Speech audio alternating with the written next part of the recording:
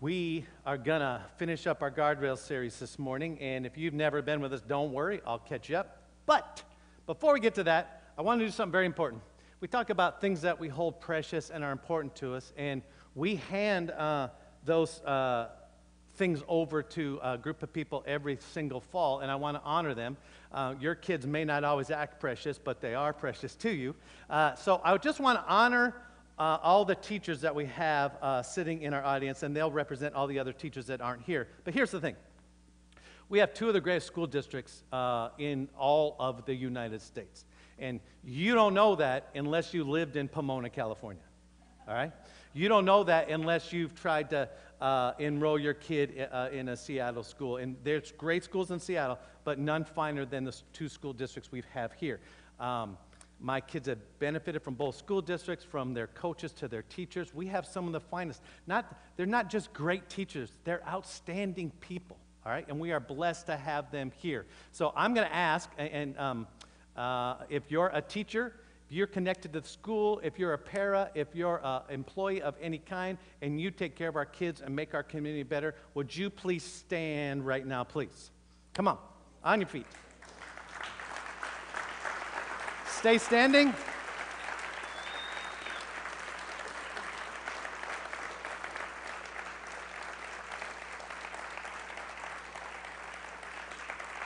right. I'm going to ask you that you identify one of these people that is closest to you. Notice all the teachers sit together out of the front row so they can talk and goof off when I'm not looking. Find one of them. Just give them, especially if you don't know them, give them a shout out, give them a hug, give them a thank you very much. They are the best of the best. Thank you guys very much for what you do. We're in your debt. Thank you. Talking about precious stuff. Sometimes we go through experiences and they're so great, and then we forget about it. I don't want you to do that. All right? So some of you, if this is your first time, you haven't been here for a while, you won't remember this. But some of you have forgotten. But remember this? Yeah. That's me and Dan Marino. You say, Dan Marino? How do you know Dan Marino? Well, we went to separate high schools together, and we dated different women. I'm a big Miami Dolphins fan, and Dan Marino's my hero above heroes. If you're a church person, okay, Jesus is first, and then Dan Marino. Well, then Olivia Newton-John, then Dan Marino. Well, Jesus, Olivia Newton-John, Heidi Klum, then Dan Marino. So I got to meet Dan Marino. My youngest daughter set it up because he owns this winery over in Woodinville. So I got to meet him. During that time, if you remember the video, he hugged me and wouldn't let me go because he took such pity on me, all right? But I got to meet him for the first. This is a big deal, you guys, all right? So while I was there, the very last thing we did, and again, the little Livy made the whole thing happen. She was just calm, and she kept the conversation going and everything. I was just like, hey, remember that one time you threw that one ball to that one guy? Yeah. Livy was just nice and calm. So at the end, I had forgotten, but Livy had the football. So we had this football, and I pulled it out, and I said, hey, listen, I won't put it up on eBay or whatever, but would you sign it? All right? Listen, Dan Marino football, signed, crushes a Terry Bradshaw football any day of the week. You know what I'm saying? You just talk about great passing quarterbacks. Terry Bradshaw's not even in the conversation with Dan Marino, all right? So he signed this football. So I had it, and unlike my buddy Mark Young and his family, I hold the football in great esteem. In fact, I didn't take it out in public until now.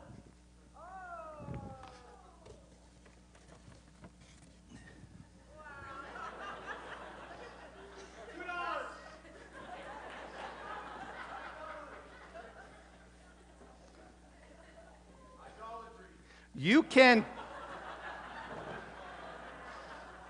can mock all your way to hell, fellas.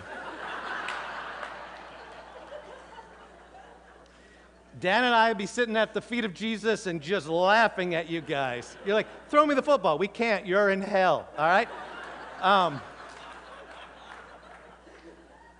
So, there's no way I'm going to let you touch it. There is no way that I would just have this anyway if it's not under glass, all right? I'm getting some of those Tom Cruise lasers too, so even if someone tries to steal it, it'll zap you, all right? Listen, this is a big deal to me. I know what you're saying. Kyle, lighten up, man. That's no big deal. This is a big deal to me, all right? I have it displayed now in my office. It stays under glass, but no one's just going to say, hey, can I touch it? Can we throw that around? No. It's of too great a value to me. Too great a value. We talk about all the time this last 4 weeks about what a guardrail is. And a guardrail, the definition, you know what a guardrail is. It's this. It's a system designed to keep vehicles from straying into dangerous or off-limit areas. That's bridges, medians, curves. We put guardrails up there because we don't want people just, if there's no, in the Otabashian Bridge, if there's no railings on the side, you just would drive right over. Or high school boys would see how close they get to the edge without going over. We need guardrails, all right, because they direct and they protect us. They tell us where to go and where not to go, and they protect us so that if you hit a guardrail, there is some damage. Now, listen, we don't put guardrails in the danger zone. We put them on the edge of the danger zone. Here's the safe zone. There's the danger zone. You wouldn't put the guardrail hanging over the edge of the cliff because when you hit it, you'd already be over the cliff. We put the guardrail in the safety zone so that when you do hit it, you're not going to totally destroy yourself. Guardrails are designed to minimize damage. So you hit it, and it's like, oh man, I just dented my car. Yeah, but you're alive. There's damage, but there's not total destruction. So we've taken that concept and we said, what would it look like if we had personal guardrails in our life so that when we ran into them, there's a nudge, there's some limited damage, but not total destruction. And here's the definition we've been working with. It's a personal standard that you decide. You don't decide for everybody else. You decide a personal standard of behavior that becomes a matter of your conscience that serves as a warning. So when you nudge in next to one, when you get close, something inside your conscience says, warning, there's danger here. And it happens way before destruction, all right? There's a warning, there's a guardrail. There's things that you have decided and put into your life that if you were to touch it or bump into it, you're like, I better stop, all right? It's like, hey, I had 2 drinks. What would the wise thing for me to do here? You know, if I have a 3rd drink, I'm going to try to drive home. That wouldn't be very wise. Okay, so I'm going to stop. There's a guardrail. We put guardrails into our lives, okay? Financially, morally, dating, marriage, parenting. And here's the thing. If I had guardrails in place my entire life, I would not stand even today on this stage at age 55 and look back at my life and say, man, I had so much regret that comes with that decision I made. Still today, in high school, I thought, why did I say that? That one time in college when, what was I thinking? Guardrails can keep you and help you avoid regret. The things that you regret most could have been avoided if you had guardrails, all right? Which are our personal standard of behavior that becomes a matter of conscience that serves as a warning. Now, some of you maybe have some guardrails. You don't call them that. You didn't even know you had them, all right? But this morning, I want to talk about one specific thing, probably the most important thing that we would want to protect. And we need to start with ourselves first, and then we'll move to our kids or the other people we care about in our life. In order to do that, we're going to start with this guy named Solomon. I think there he is. I have no idea that's what Solomon looked like. Google says that's Solomon, all right? He's a good-looking fella. We know ancient Solomon was the 3rd king of Israel. He was extremely popular and extremely successful, more popular than any other king, more successful than any other king, maybe in history, but especially in the nation of Israel's history. We know that he was the wisest dude who ever lived. People would pay great amounts of money just to come hear him talk. All right? He was honored by God. He wrote 3 books of the Bible. God visited him, had a conversation with him twice. All right? And he was very prestigious in money, women, wisdom. All right? Now, who's this guy? Anyone? Hey, Jeff Bezos. He runs Amazon, which is the Walmart of the internet. And Jeff Bezos is a rich guy. He's the richest guy in the world, according to the last Forbes list that came out. Jeff Bezos is worth $100 billion. That's like 5 Oprahs. I mean, that's a lot of money, okay? He's $140 billion. Solomon, check him out. 2.3 trillion. Like he would look at he would eat people like Bezos for breakfast. First Chronicles tells us that he was so rich he made gold and silver as common as rocks. They're walking. He's so rich, you're walking down the street and you see a huge gold nugget. I just kick it out. It's not worth Solomon bending over to pick up. The guy really had it all. He was wise, he was rich, he was prestigious. People looked up to him. He wasn't perfect. He gets to the end of his life, and he's kind of looking back. And I think to use the terms we're using, I think he probably said, oh man, I wish I had more guardrails. I got myself into some trouble. So he's worth listening to. Whether you can argue if he's the wisest man or the richest man or whatever, but he's worth listening to. So he's looking back, and he says this, above all else. All right, like this is the most important thing I can tell you. Above everything else, whatever you think is important, whatever advice I've ever given, here's the best. Here's the top of the wisdom chain I'm going to give you right now. Hold on, buckle up. Above all else, guard your heart. For everything you do flows from it. If you don't guard your heart, everything's going to go sideways. If you guard your heart, you are going to have a guardrail around everything that is important in your life, and maybe even in your family's life. Then Jesus comes along, and Jesus agrees with Solomon. A couple different times, Jesus tells us stuff like this. A good man brings good things out of the good stored up in his heart, and an evil man brings evil things out of the evil stored up in his heart. For the mouth speaks what the heart is full of. You live out. Your actions come from within. Have you ever, usually this happens when other people are around. Maybe you're working out in your shop, and maybe your kid's with you, or you got a friend with you, and you hit your thumb with a hammer, and you say a bad word. And you're like, oh, where did that come from? I never say bad words. You know what I'm saying? Or you're driving along, and someone cuts you out, and you call them a son of a, and you, where did that come from? It came from your dirty heart. If they made a movie about you, it would be, it came from within. Yeah, we got all kinds of stuff. And we kind of act like, well, I'm not that kind of person. Yes, you are. It's right in here. And we all are. I am. All right? That sometimes we don't realize it, but other times we try to pretend it's not there. But the fact is, what's on the inside will eventually come out on the outside.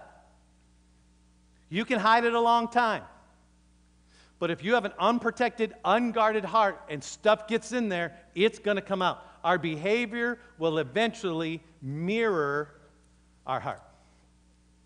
Now, for the next few minutes, about 20, I'm going to give you a lot of information.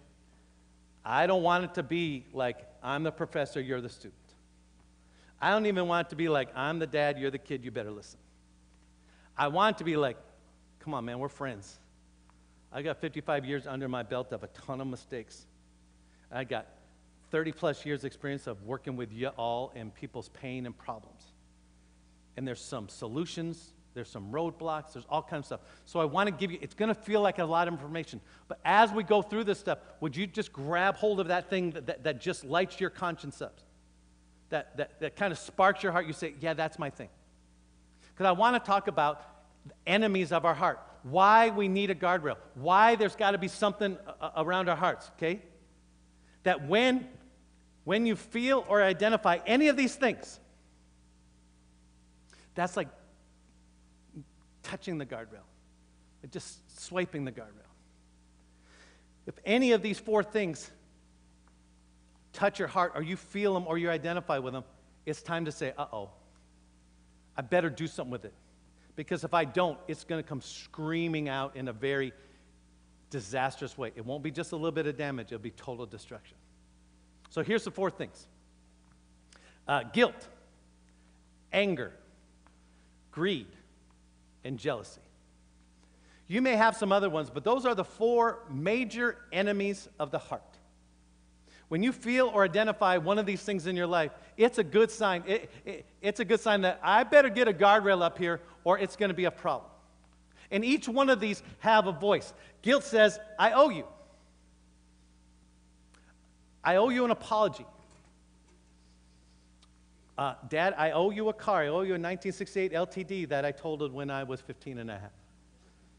I owe you a reputation because I said bad things about you on Facebook. I owe you money. You lent it to me. I never paid you back. And sometimes we try to hide our guilt. Inside we know it, but we try to hide it, and we come up with coping mechanisms to try to push down our guilt or paint over our guilt. But deep inside, we feel it and we own it and we don't know what to do about it. In fact, guilt has a way of putting up walls that only we experience that other people can't really tell. How many times do you say to someone, especially if you're married, come home, especially if you're a wife married to a man, and you come home at the end of the day and you say, the wife says, how was your day? He says, fine. How you doing? Fine. Hey, what's going on inside your head? Fine. Hey, what? There's something about those of us who struggle with guilt that's still kind of beating up our heart, where we don't want to reveal anything in there at all because we're afraid all of it's going to come out. So there's a sense of just leave me alone. It keeps us from being honest with our feelings. Because even when we're being honest, there's this nagging voice that says, you're not that good. You're not perfect. Come on. You owe so many people so much. You've done so many bad things. You are in relational debt so far. And it keeps us from being the people we want to be. If it's not guilt, anger. Man, I hear anger a lot of times in my office, especially when it comes to relationships. Anger has a voice, and anger says, not I owe you, but you owe me. You did something and you took something from me, and you owe me. You owe me a job. You owe me a first marriage. You owe me a childhood because you weren't there to tuck me in.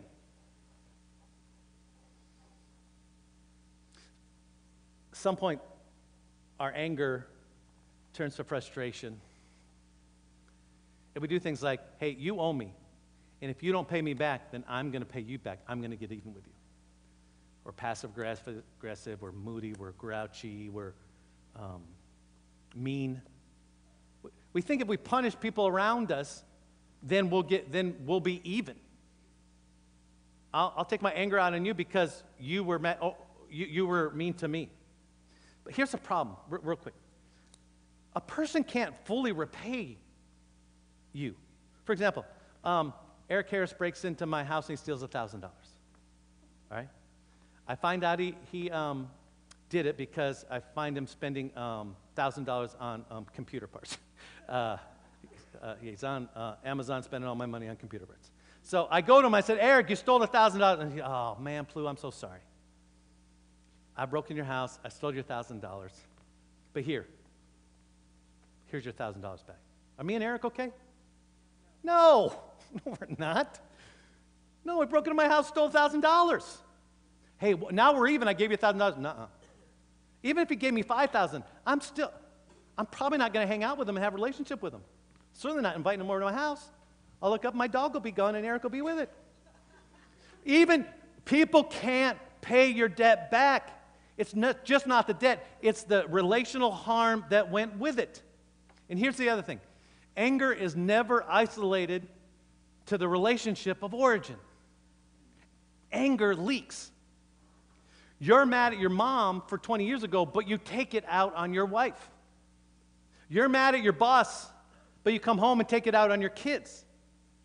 Anger needs a guardrail because it does such destructive things to the people we care most about.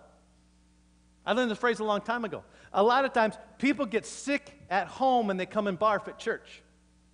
They're upset with something at home, but they're mad at me or something we're doing as a church, and they take it out on us. I learned just to sit down when someone's so mad at me. You shouldn't have. Dan Marino said, you shouldn't have. You said a bad word. When I sit down with them, I say, hey, man, what's going on? Tell me what life's like. And pretty soon you find out, it's not me. Teachers, A lot of times, we as parents get sick at home and we take it out at school. The smaller the town, the bigger the problem. We got no other place to take. In Manson, we don't have city government, right? So where are we going to take our anger to? Church and school.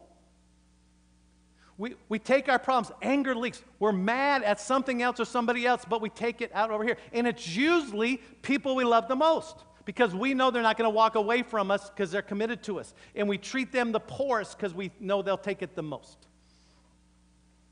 Greed. You got guilt, you got anger, you got greed. Greed has a voice, and greed says, I owe me. It's mine, mine, it's mine. It's all mine. That's mine, that's mine, that's mine. This is one of those things, it's tough to see greed in a mirror. You can't look in the mirror and say, I look greedy. Or you can't look at your own behavior because the rest of the world and culture and yourself will say, I'm not greedy, I'm wise with my money. I've invested smartly. There are a lot of times that you feel the need in other places and in other people's lives. You feel it, but it doesn't move you to do anything about it. And so, like K-Dub talked last week, there's that thing where it's the assumption that it's all for my consumption. It's all mine, and I'm going to use it on me. My heart goes out, but my money doesn't.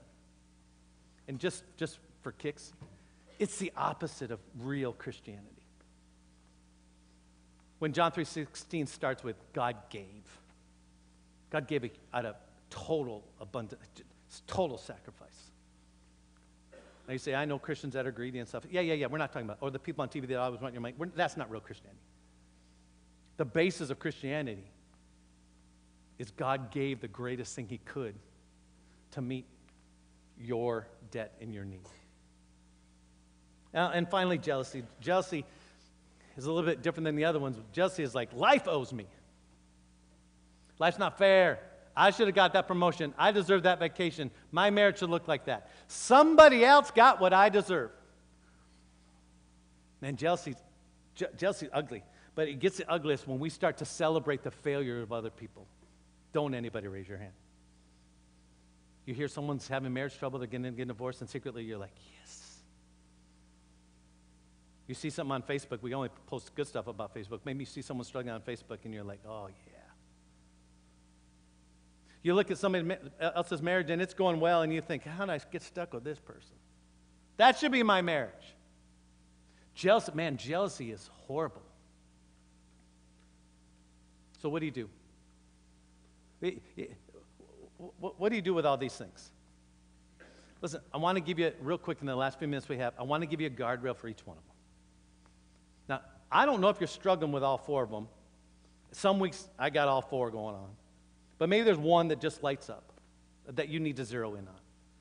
But I want to say a couple things. You're here, you're not a religious person, you're not a person of faith, you're not a follower of Jesus. I'm so glad you're here. All right? You don't have to do any of this stuff. I think it's good advice because I think following Jesus and the principles of Jesus makes life better and makes you better at life. But you're under no compulsion. I'm in no place to say, you should do this. And in the next few minutes, if you think, Kyle's telling me what to do. No, I'm not. No, I really am. I'm not. You do what you want to do. You're under no compulsion to do this. I think your life would be better if you did. Now, if you are a follower of Jesus and you're here, this is mandatory stuff. You got no choice. Because you want to live for Jesus. You signed up to follow Jesus. And you want to be better at life. And you want life to be better. This is great stuff for that. All right? So I'm going to give you a guardrail for each one. For guilt, the guilt guardrail. Confess. Confess. The brother of Jesus, James, writes in his letter in the New Testament, confess your sins to each other. See, when we hear the word confess, we think, okay, I better tell God what I did. I got a newsflash for you. He already knows.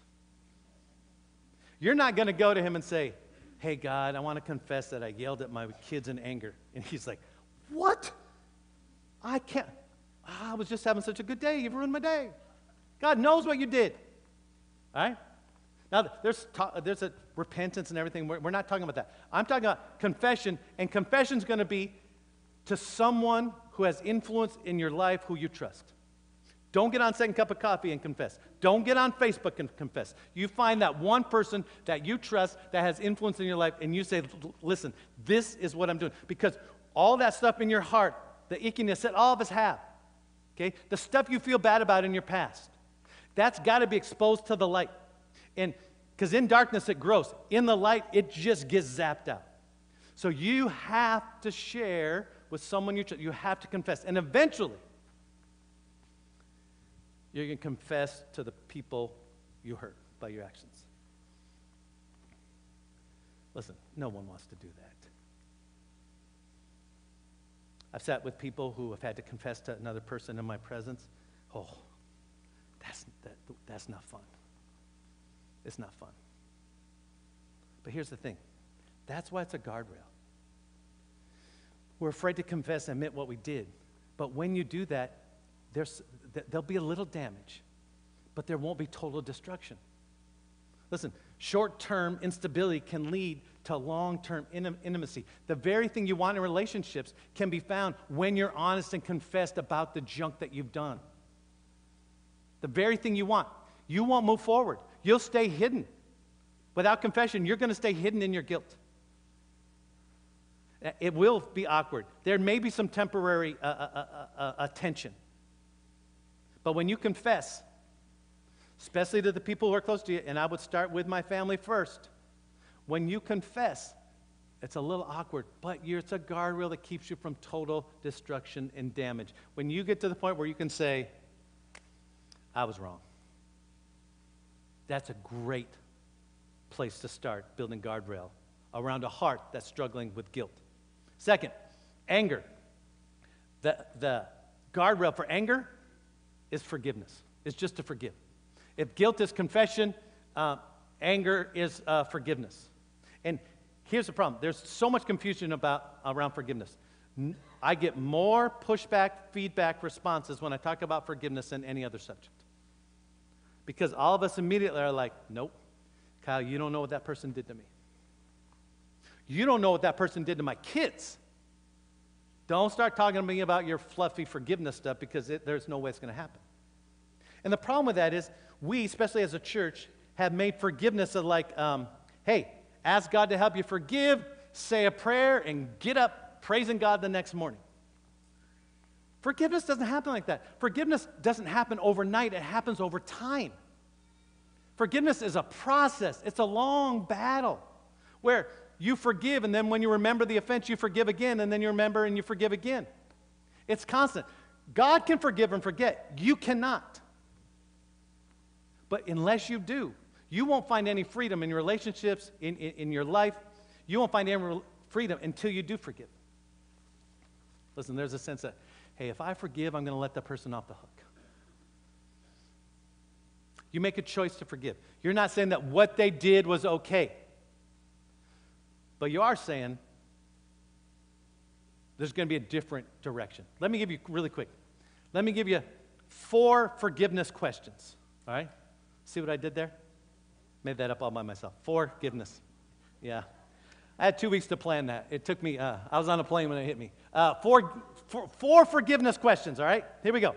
If you're struggling with forgiveness, I would take out a piece of paper at home. I would sit down in a quiet moment, and I would ask these questions to myself, nobody else, just you and yourself, you, yourself, and I, and you say this. Start with this one. What did they do? What's the offense? Because some of you are mad at people, and you've been mad so long, you don't even remember why you're mad at them. So start there. What did they do? When that person's name comes up, when you see their face, when you just get all angry, something boils up inside. Okay, all right. What did they do? Write it down. Write it down. In much detail as you want. 2, what do you struggle with? What do I struggle with as a result of what they did? Write that down. Because my parents divorced when I was a little kid, I had a messed up childhood. I wasn't like all the other kids. I wasn't stable. I didn't have a safe home to come home to. My mom was always dating some other boyfriend, and now, at this age, I feel so insecure, so I don't think I have value. Right, write that down. What is that? As a result of what they did, how is that affecting you today? Then here's the big one. What do they owe you? What does that person owe you? They owe you a childhood. They owe you a marriage. They owe you money. They owe you an apology. What do you think they owe you? And finally, this is really the big one. Ask yourself, will I cancel their debt? That's a choice. That's not a relational problem. That's a personal struggle. Yep, this is what they did. This is how I'm suffering today because of it. I don't like it. But I choose to cancel what they owe me, and I choose to cancel their debt. Without getting all preachy, although it is my job, it's what Jesus did for us.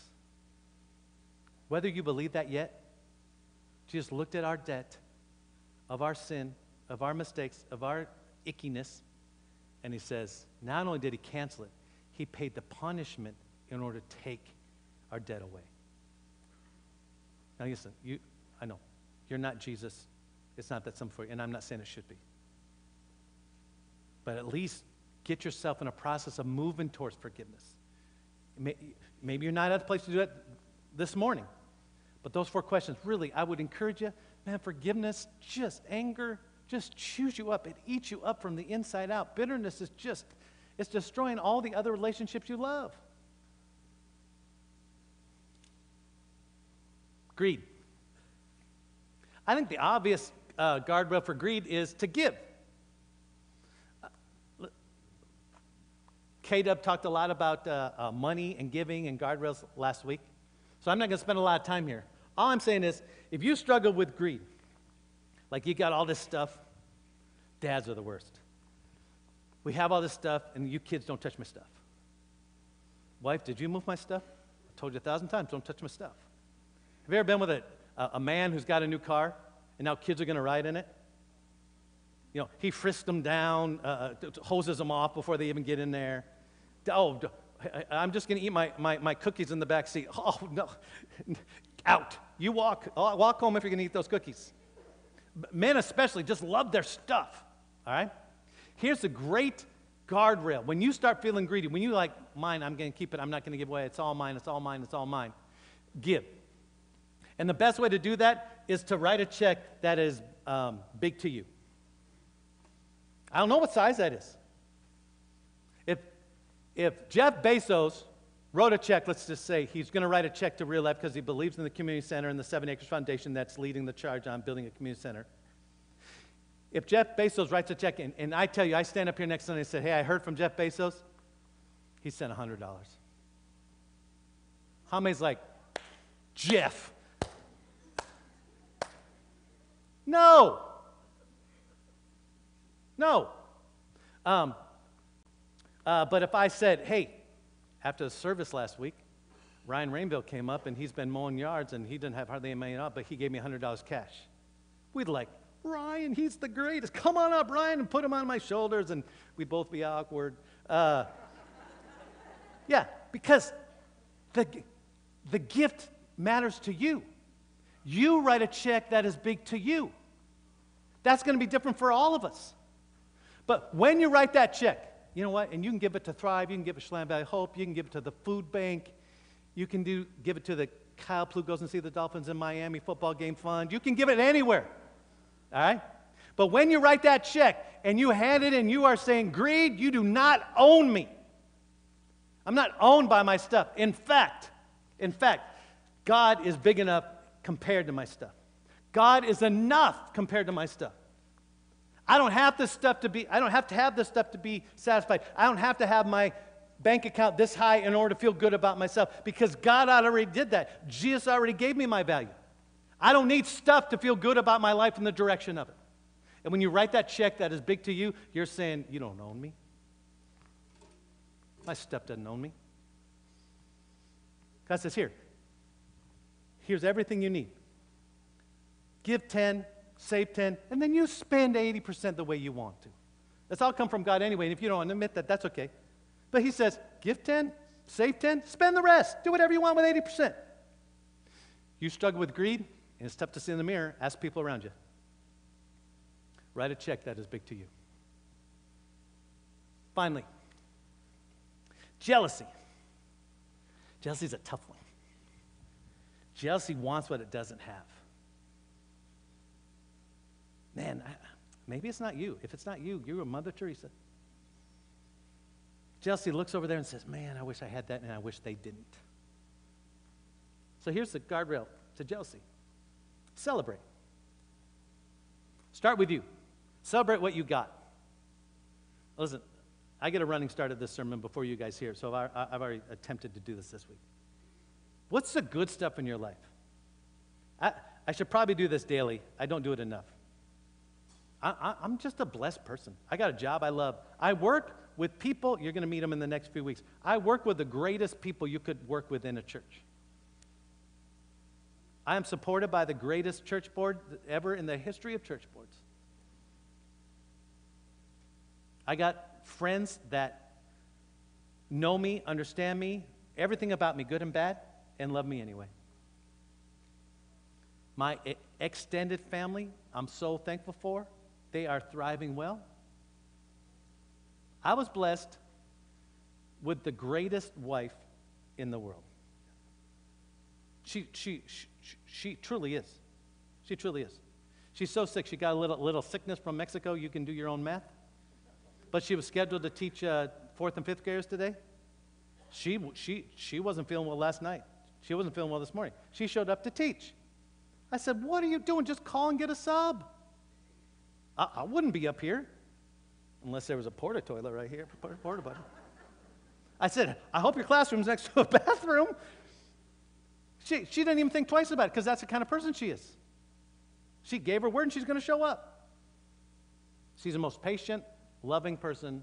She's perfect for me. And somehow she gave me these two girls that are half her, half me, and I love them half the time.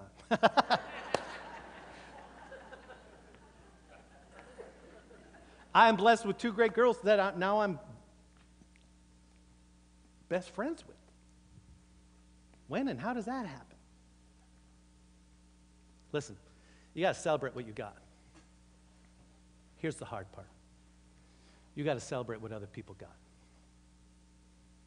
When that person gets the promotion, you send them a note.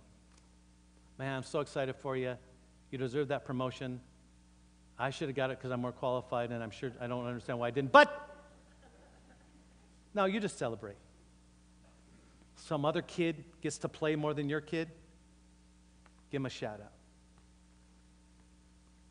Somebody else gets better grades than you, man, great job.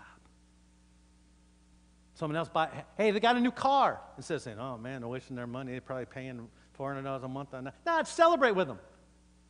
You say, I don't feel like celebrating. I don't care. Because sometimes you have to act your way to right feelings. Who's with me? Sometimes you have to do what's right and say what's right, and the feelings will catch up. It's the same way with giving. If you're like, hey, God loves a cheerful giver. I ain't giving because I ain't cheerful. No, you'll be cheerful when you start giving because you see that it doesn't own you and you're making a difference in the world. Same way with celebrating other people. Listen, if you don't want to be controlled by jealousy, if you don't want your heart attacked by that enemy, put a guardrail around it and celebrate the accomplishments of other people, whether you feel like it or not. So let's wrap up. I got 3 next steps. Next steps are on the blue card. We love next steps because they give you a chance to put into practice. And I hope there's some stuff here that you can grab a hold of right now so you don't leave here with an unprotected heart. Solomon says you got to guard your heart. Jesus says you got to watch out for your heart. I'm telling you, it's like being on the plane where they tell you that, hey, if you get in trouble, the oxygen mask drops. You got to take care of your oxygen mask first, right? Before what? Tending to people who need your help around you. You can't take care of your kid's unguarded heart if you have an unguarded heart. Doesn't work. It really doesn't work. So I want to give you 3 next steps. Number 1, ask, how's your heart? Start with you. How's your heart? Listen, if you're close to someone, if you're dating someone, if you're married, if you have a close friend, I would say, hey, I heard this sermon, blah, blah, blah. how's your heart? What's going on inside there? It's a great place to start. You can just ask yourself. Another thing to do, ask your kids. At night, I wouldn't do this every night, but once a week or whatever, or you get some time with them, maybe just you two traveling somewhere or driving somewhere. Just say, how's your heart? Are you angry at anybody? Got anything going on inside there? Any guilt that you're feeling? You don't maybe need to talk to Dad about it, but there's someone you can talk to. It's really great exercise. Second, identify your greatest heart enemy. I guess we can call this mirror work. Go stand in the mirror and try to talk to yourself. A lot of times you need someone else to come with you. And you can say to someone you trust, someone you love, someone you care about, say, do you see any of this stuff in my life? Do you see me acting in a way that's inappropriate, whether it's guilt or anger or greed or jealousy? Does it seem like every time we go out, you pay and I never paid? Well, maybe you got a greed problem. Do you have me ever complain about other people or just whining about people on Facebook that they got more than me? Do you see any of that stuff in my life? What does that think? And then when you identify that one, don't work on all four at the same time. Just pick that one and say, okay, I'm going to put a guardrail around it and I'm going to put into practice some of the stuff, whether I feel like it or not. And finally, surrender your heart to the God who's crazy about you. Listen, you can put a lot of guardrails around your heart, but the biggest one you got to start with is the one that God offers you through Jesus. Because everything of who you are and what you've done and where you're headed, all that stuff means nothing compared to the greatness of knowing Jesus. And not in a weirdo Christian religious way, it's in a personal relationship. It's not following all the rules, it's in a relationship. Jesus talked a lot about the heart because that everything flows from that. That's where everything comes from. And until you get your heart condition taken care of, because we're all full of junk and gunk and mistakes and sin that separate us from God. And we can't solve that. We can't earn it. But God comes running after us. He leaves everything else to concentrate on us because he knows we can't rescue ourselves. We can't change our own heart. We can't repair our own heart. That we need a Savior. We need a rescuer, and that's Jesus. That's where it starts. So if you're here today and you're like, I'm not a church believer, okay. At least give yourself a break and check in to the truth of Jesus, that he was given by God to give you a clean heart. Not based on what you've done or are going to do, but based on the purity of Jesus. And he offers that as a gift. The Bible calls that grace, and it is amazing. I would encourage you to start there with your heart. Let's pray. God, thanks. There's a lot of information, God, and it just seems overwhelming sometimes. To me, it's overwhelming because it's so true that I bump into all these things all the time. And God, I ask that you would, in my life and my family's life and my friend's life and everyone here, give us the wherewithal to put some guardrails up to keep us from total destruction in areas of our life. With all that aside, God, we're overwhelmed with your love for us no matter what. And I ask that you would convince our hearts, convince our minds to move in a direction towards that love that we find in Jesus. In his name I pray. Amen. Amen. Thanks so much. Enjoy your Sunday. See ya. Love ya. Bye.